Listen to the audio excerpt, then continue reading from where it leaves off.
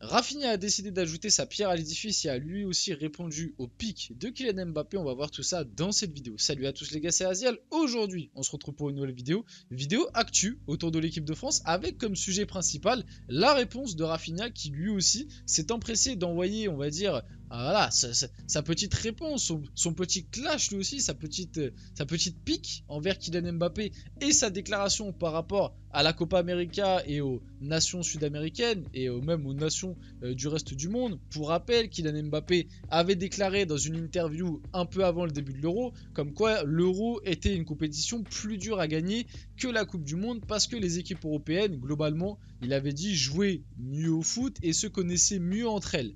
Ce qui n'a pas été, enfin on va dire ce qui n'est pas passé inaperçu, on en a déjà pas mal parlé sur la chaîne, parce que finalement Rafinha c'est pas la première personne à répondre à ça. Il y avait notamment un certain Lionel Messi qui a répondu, et pas que, aussi Paredes et même d'autres dont on n'a pas forcément parlé en vidéo. Mais voilà, en tout cas le continent sud-américain s'est empressé de prendre cette déclaration d'Mbappé, et déjà que les Sud-Américains n'aimaient pas trop Kylian Mbappé, alors là avec cette déclaration ça devient de pire en pire. Avant que la vidéo commence, n'hésitez pas à la liker, à commenter, à partager et à vous abonner, ça fait toujours plaisir et ça aide pour le développement de la chaîne. Et nous, on va pouvoir y aller dès maintenant. Comme je vous l'ai dit, ça reste quand même une vidéo actu équipe de France, hein. Ça va être le sujet principal de parler de ça vite fait, en vrai, enfin vite fait. On va pas réévoquer le sujet dans la longueur parce que il y a déjà deux vidéos qui parlent de ce sujet-là et de ce que j'en pense. Mais parler un petit peu de la réponse de Rafinha et de ce que ça peut potentiellement engendrer et de ce qu'il dit. Et après, on va passer sur de l'actu équipe de France. Donc Rafinha répond à Kylian Mbappé.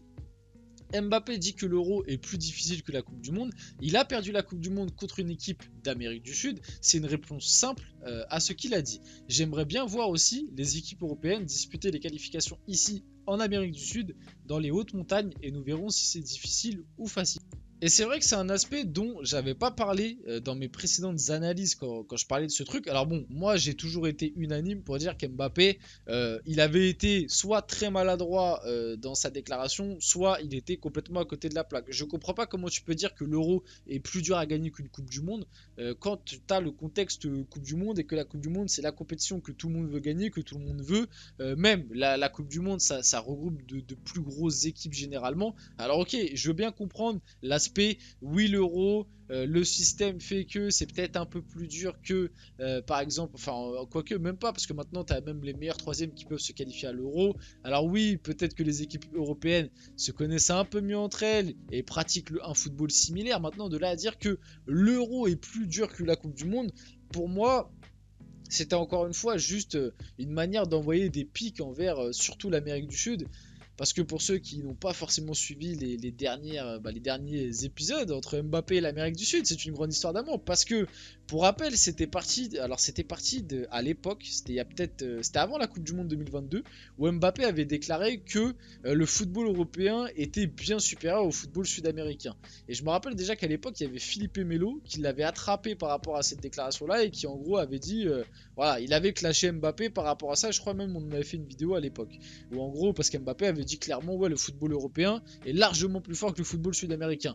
Bon, le karma l'a rattrapé parce que juste après il y a eu la Coupe du Monde 2022 et à la Coupe 2022, qu'est-ce qui s'est passé? Il s'est passé que Mbappé a perdu en finale contre l'Argentine de Lionel Messi, et c'est d'ailleurs pour ça qu'à l'époque Emiliano Martinez avait, et même si son chambrage avait été trop loin, ça on le redit, hein, le chambrage d'Emiliano Martinez, on ne tolère pas tout ce qu'il a fait parce que je trouve qu'il a été trop loin dans pas mal de choses, mais c'est l'une des raisons pour lesquelles à l'époque Emiliano Martinez avait été sur le chambrage et avait forcé sur le chambrage principalement de Kylian Mbappé. Bon, maintenant qu'il s'est passé cet épisode, je pense qu'Mbappé a voulu en remettre une petite couche en disant que l'euro était plus dur à gagner que la Coupe du Monde, voilà, pour entre guillemets renvoyer un pic déguisé envers le football sud-américain. Maintenant, le truc que je trouve intéressant dans la réponse de Rafinha, c'est que c'est vrai que dans mes analyses que j'avais fait dans les deux autres vidéos, j'avais très rarement parlé des conditions.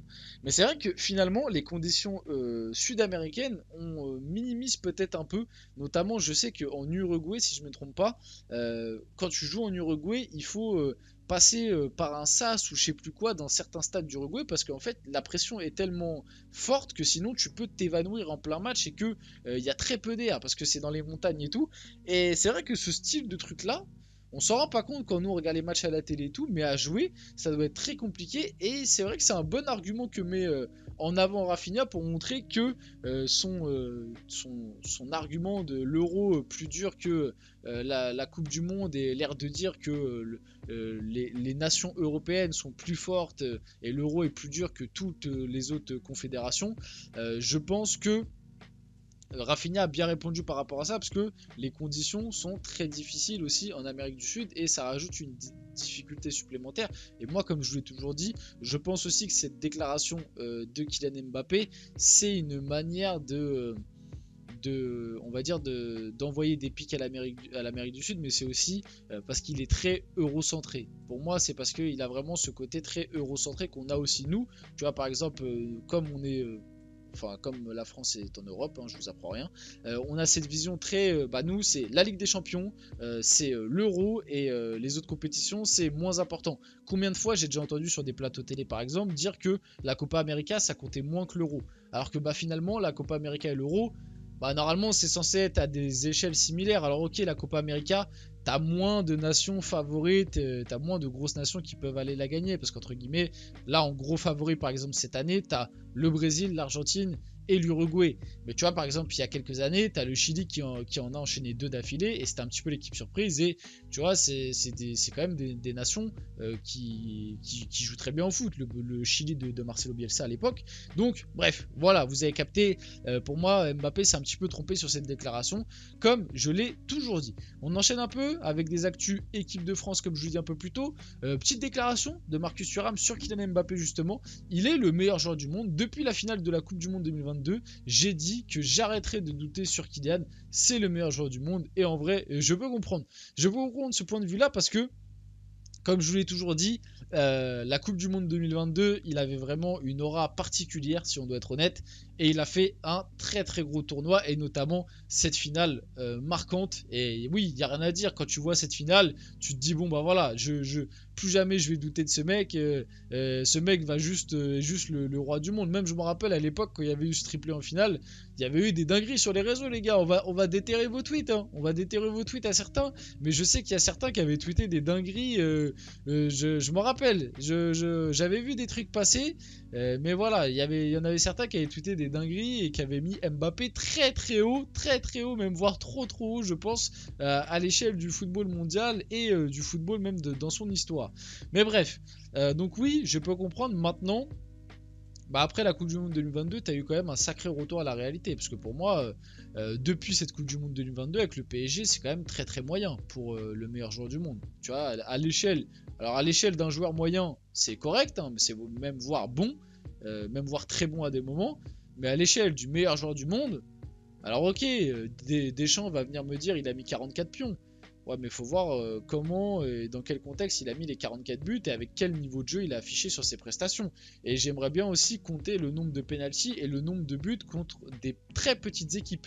Notamment, c'était face à Revel où il en met 4, si je ne me trompe pas, 3 ou 4. Face à Gibraltar, pareil. Donc, l'excuse des 44 buts, tu peux très vite baisser le chiffre si tu commences à mettre un peu de contexte autour des buts. Après, les pénaltys, il faut les mettre. Les buts face à Revel, ça reste des buts quand même. Mais bon, voilà, tu vois, faut toujours nuancer et mettre un peu de contexte sur tout. Mais bref, passons un peu à la suite. Kylian Mbappé évoque son rôle de capitaine des Bleus. Première grande compétition où il est le capitaine. Voilà, il a récupéré le brassard après la Coupe du Monde 2022, on s'en rappelle. En gros, il dit voilà qu'il a un rôle très important dans l'équipe, qu'il est là aussi pour unifier le groupe, etc. J'en ai fait une vidéo très récemment, n'hésitez pas à aller la voir, où je parle du capitanat de Kylian Mbappé et de la déclaration de Didier Deschamps qui explique pourquoi il a mis Mbappé capitaine. Si vous l'avez vu, vous savez ce que j'en pense. Moi personnellement, je suis pas fan d'Mbappé capitaine parce que pour moi, c'est pas un leader. Moi, après, c'est que mon avis. J'aurais préféré avoir un Griezmann. Je pense que Griezmann a plus le truc, peut-être pas autant leader charismatique, mais il a ce truc d'unifier. Que moi personnellement je trouve Mbappé n'a pas. Alors Mbappé a peut-être un peu plus cette aura de leader technique, etc. Mais Mbappé pour moi il n'a pas l'âme il n'a pas de leadership en fait en tant que tel. Il n'a pas le truc d'unifier. Et je ressens pas le truc qu'avait par exemple l'Argentine avec Messi, on va se tuer, on va mouiller le maillot pour Mbappé. Et je pense que même lui d'ailleurs ne montre pas ce truc-là envers ses coéquipiers. Il montre pas un certain, tu vois, que Messi, il peut à des moments montrer ce truc de vous sacrifiez pour moi, bah moi je vais me sacrifier aussi pour vous, faire des efforts pour vous. Donc bref, vous l'avez bien compris, j'aurais pas fait ce choix-là personnellement. Et Kylian Mbappé sur sa relation avec Didier Deschamps, c'est quelqu'un que je respecte beaucoup. On a développé une relation très forte et c'est peut-être aussi pour ça qu'il a décidé de le mettre capitaine. On va finir la vidéo là-dessus, j'espère que cette vidéo vous a plu. Si c'est le cas, n'hésitez pas à la liker, commenter, partager et vous abonner les gars. C'était Azial, on se retrouve très rapidement pour une prochaine vidéo.